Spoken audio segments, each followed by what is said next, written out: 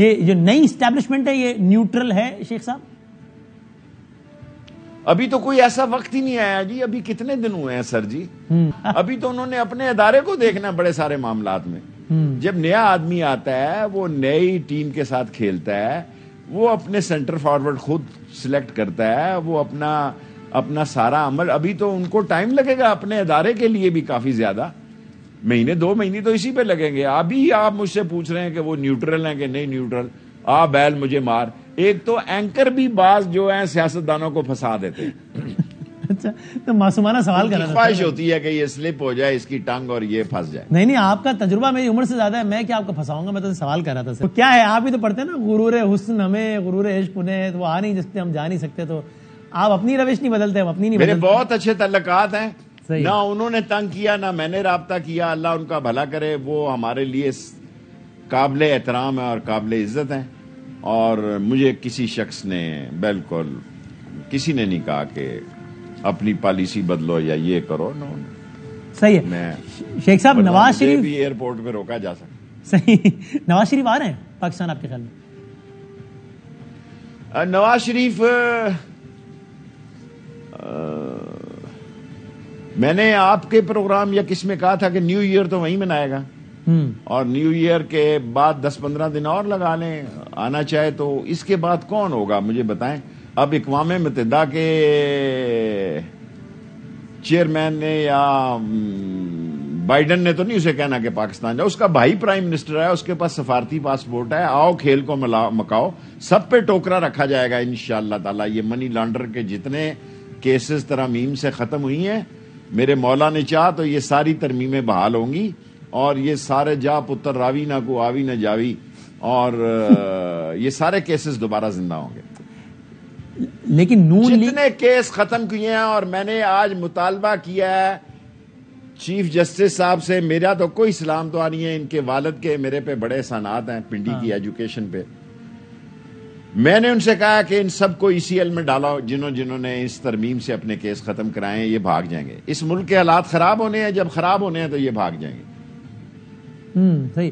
اچھا ویسے ایک ضمنی بات بتا دیں شیخ صاحب, گورنمنٹ کو اتنا کانفیڈنس کیوں ہے؟ ابھی آج کا گورنر پنجاب کا بیان ہے کہ جی پرویز الہی اسمبلی توڑنا نہیں چاہتے, سعد رفیق کہتے ہیں نہیں توڑے گا اسمبلی. یہ اتنا کانفیڈنس کیوں ہے گورنمنٹ کو کہ جی نہیں ہوگا, پرویز الہی کام نہیں کرے گا؟ مجھے نہیں پتا. میں ان کو سیاسی طور پر یہی بات کہہ سکتا ہوں کہ اگر سیاست اس ملک میں کرنی ہے تو عمران خان کے فیصلے کو عزت دینی چاہیے. اور مجھے جس وقت میں آپ کو انٹرویو دے رہا ہوں, میں اس وقت تک یہ سوچ رکھتا ہوں کہ وہ ایسا ہی کریں گے. اگر نہیں کریں گے تو اپنا سیاسی نقصان ہو سکتا ہے ان کا. عمران خان کا کیا جائے گا جی؟ صحیح. وہ کون سا کوئی وکٹری سٹینڈ پہ ہے, وہ تو عوام کی تحریک میں ہے. کوئی وہ معین قریشی ٹائپ کا وزیر اعظم نہیں آنا چاہتا, یا وہ کوئی میں کس کا نام لوں کہ اس ملک میں ایسے لوگ بھی رہے ہیں شوکت عزیز ٹائپ کے کہ وزیر اعظم تھے اور پٹواری کے بھی قابل نہیں تھے. وہ ایک با اختیار وزیر اعظم بننے کی خواہش رکھتا ہے, اللہ اس کی خواہش پوری کرے. اگر ایسا نہیں ہوتا اور ملک کسی جد و جہد میں وہ چلے جاتا ہے تو گولی اس نے کھا لی ہے, اس سے آگے اب کیا ہے جی؟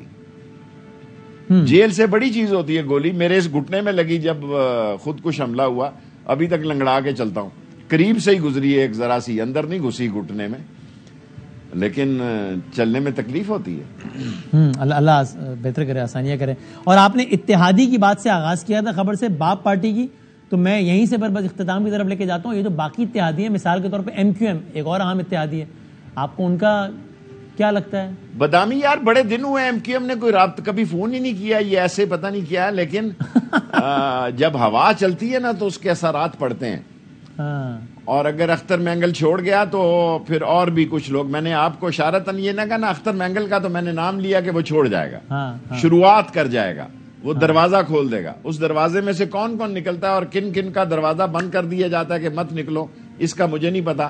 لیکن میں اختر مینگل کو نکلتے ہوئے دیکھ رہا ہوں اپنے سیاسی تجربے کے مطابق. کوئی میری نہ اختر مینگل سے بات ہوئی ہے, اس کے دوسرے بھائی سے میرے تعلق ہیں, وہ کبھی کبھی فون کرتا ہے, لیکن ان سے کبھی بات نہیں. اچھا MQM والے نہیں کرتے تو آپ فون کر لیں, آپ کر رہے ہیں تو اٹھا رہے ہیں. آج کل بالکل ہی وہ غائب ہی ہیں بس مارکیٹ سے. ان کا گورنر آ گئے, دیکھیں کس سے بات کروں. اچھا گورنر صاحب آ گئے. ابھی ان سے یہی بات ہے آپ کے پروگرام کے تھرو، گھبرائے نہیں، پیپلز پارٹی آپ کے ساتھ ہاتھ کرے گی، دکھائے، پنجابی میں کہتے ہیں دکھائے گی سجی اور مارے گی کھبی۔ اچھا، پیپلز پارٹی کی سیاست آپ کی سیاست سے نفی ہے، اس بات کو سمجھنے کی کوشش کریں، اور ایم کیو ایم کو اگر یہ بات سمجھ آتی ہے تو سمجھ جائیں کہ پیپلز پارٹی جو ہے اس کے لیے، ایم کیو ایم کے لیے کوئی کیا کہتے ہیں نیک خواہشات اور دلی جذبات نہیں ہے، اور اپنے مطلب کے لیے ہاں نہ کرتے جائیں گے، اور جب وقت گزر گیا، اور وہ وقت گزرنے والا، تو یہ کہیں گے تم کون اور ہم کون۔ تو ایم کیو ایم بھی بہتر فیصلہ کرے۔ اور جو تیسری اتحادی جماعت ہے، میں مجبور نہیں کر رہا، اپنا فائدہ دیکھ کے کرے۔ ہاں صحیح۔ جو تیسری اتحادی جماعت ہے جس کے بارے میں آپ نے مشہور و معروف جملہ کہا تھا کہ جب باپ چلا گیا، یعنی وہ باپ پارٹی کے بارے میں، تو ہم سمجھ میں آ گئی کہ باپ کا باپ کون ہے۔ باپ کا جملہ بڑا مشہور ہوا، تو باپ پارٹی کیا کرے گی؟ کیونکہ باپ سے سمجھ میں آئے گا نا کہ وہ باپ کا رستہ تو کھلنے دو، بدنامی جلدی کیا ہے یار۔ اچھا، اختر مینگل کو رستہ تو کھولنے دو۔ دیکھیں ان میں بڑے قد کا آدمی اختر مینگل ہی ہے،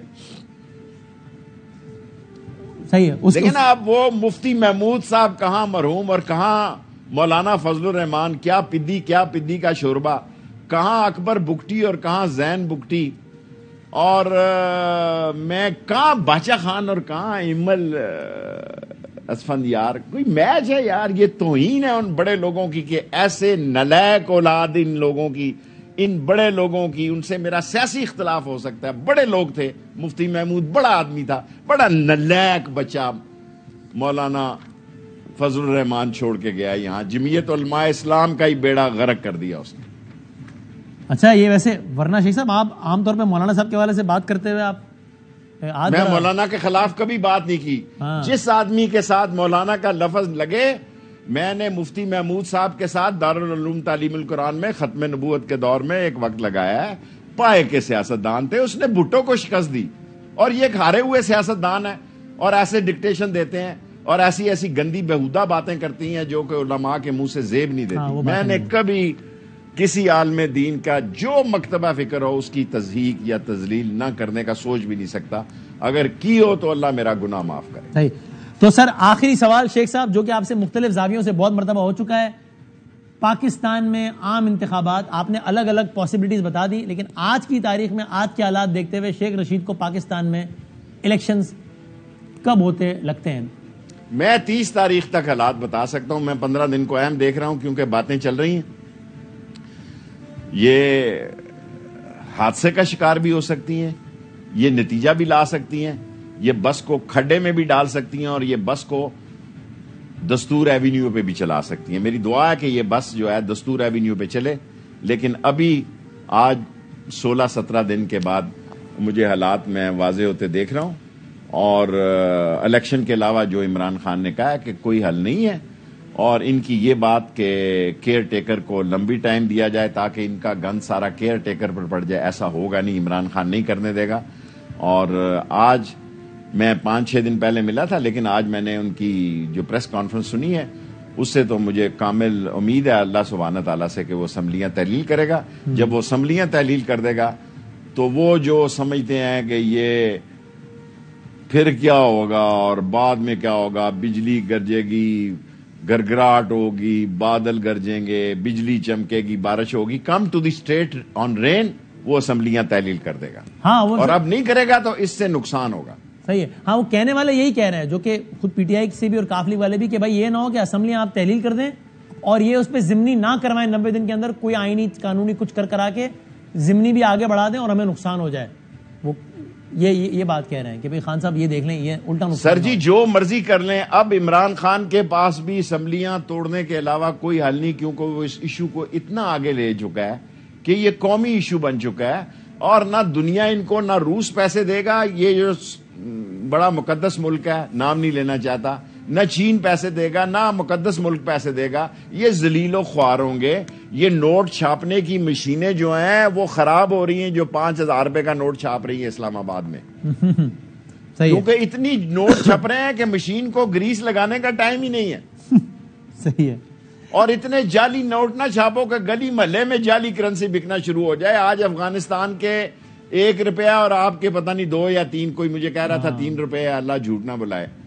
آپ تو افغانستان سے بھی نیچے چلے گئے جہاں وزن کے حساب سے کرنسی تھی. اور 2 ارب روپیہ بلاول صاحب باہر خرچ کرائے، 2 ارب روپیہ تشہیری مہم میں، کہتے ہیں گھر کھانے کو نہیں ہے. 2 ارب روپیہ بلاول پہ خرچ ہو گیا، اندازہ لگاؤ.